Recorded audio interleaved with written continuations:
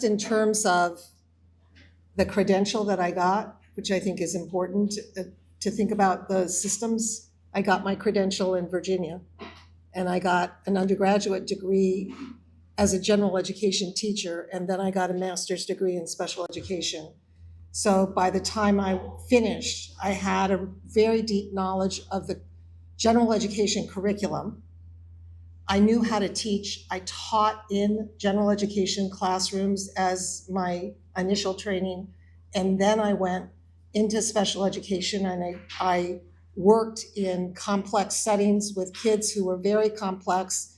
And at the time that I got my degree, Virginia was deinstitutionalizing, sending kids out of institutions back into local school systems, because kids were going to institutions all over Virginia. And so I got to work with very, very complex kids when I was learning to teach in special ed. And then I opened the first classroom in Loudoun County that was serving kids with emotional and behavioral needs who had autism and developmental disabilities and fetal alcohol syndrome and a whole cast of different kinds of diagnoses.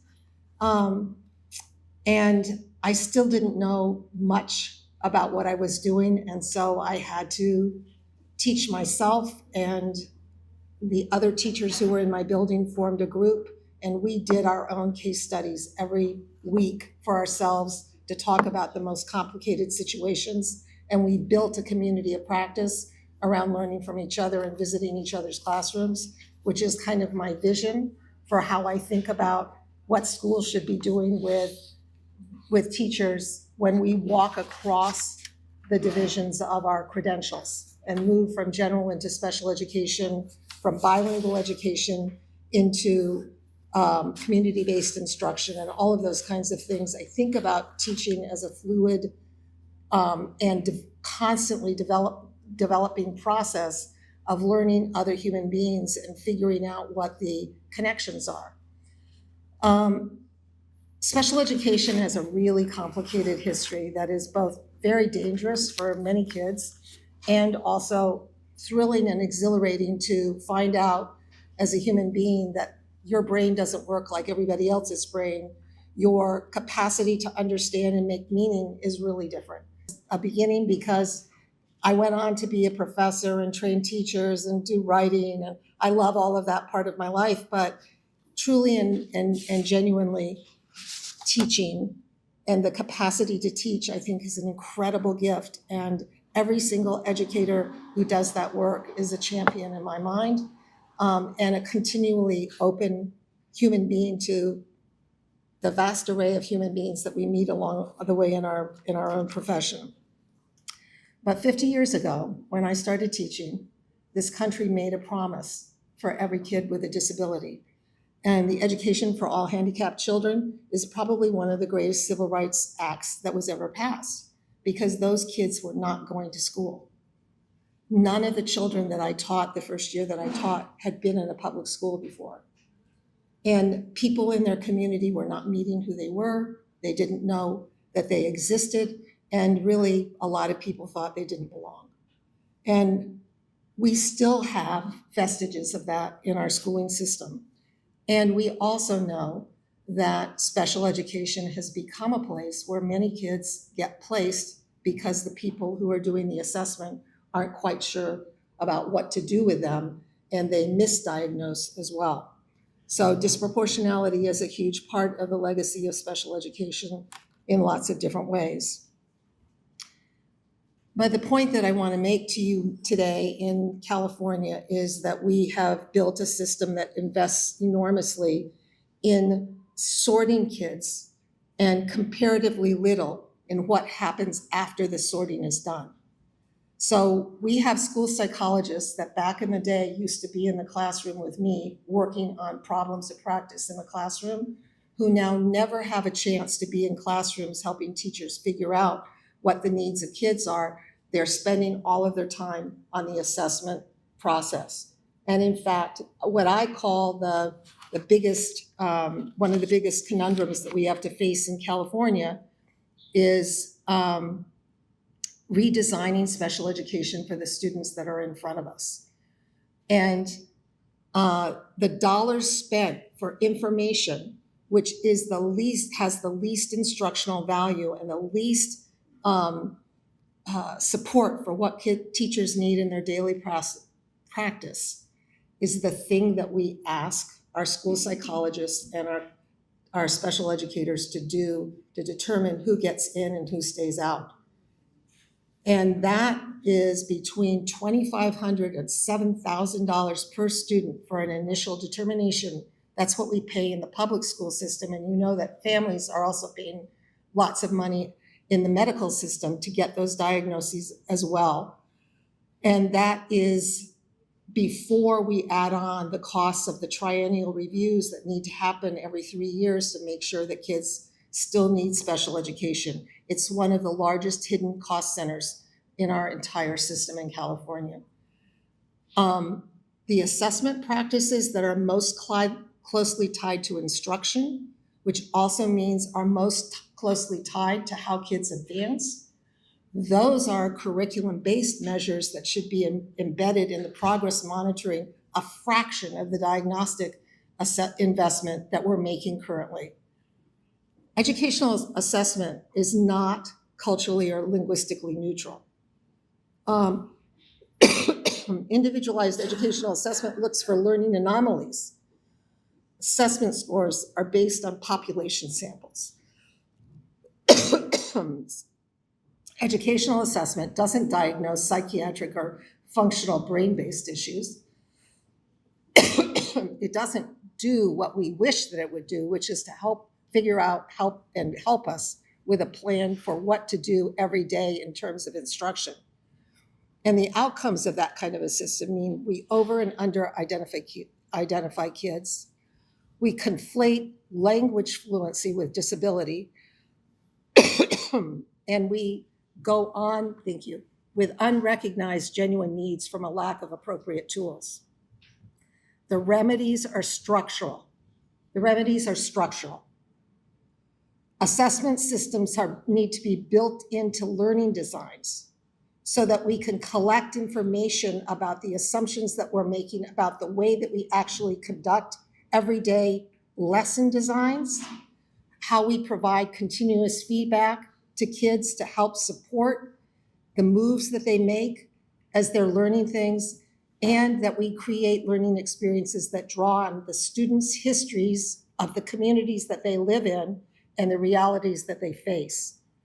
What we need is to distinguish between ability and linguistic differences and opportunities to learn.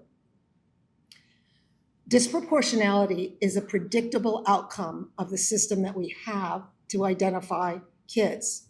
The compliance machinery consumes exactly the human capacity that instruction requires. So we spend all of this effort on figuring out how to make our system compliant, how to demonstrate that we're doing the right thing with identification, and how we're getting kids in the system. That's a design failure of the system. And design failures can be redesigned. That's the great thing about them, if we have the political will to do that. General education teachers who serve most students with disabilities for most of the day, you know that, right?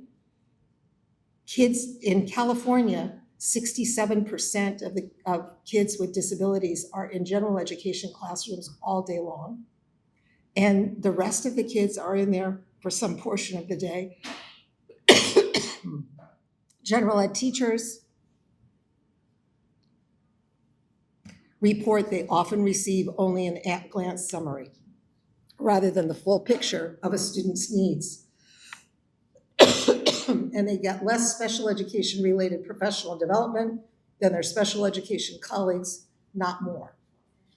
So they have the kids most of the time, but they don't have most of the professional learning that they need to do the task. The workforce is drowning as a result of that.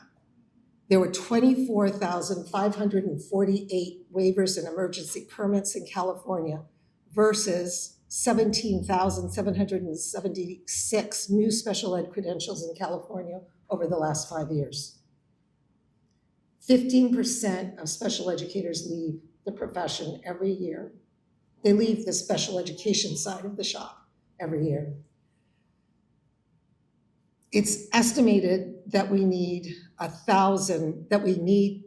500 to 750 students for every school psychologist. We have at least 1,000. And if school psychologists were working with teachers, it would be a whole different kind of a picture, right? About what they were actually doing. And there is an opportunity for professional learning that's just sitting right there. We don't have to do something different. We need to ask school psychologists to hang with teachers in a different way.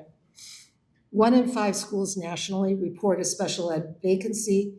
More than half of the nation's schools can't find the special educators that they need. So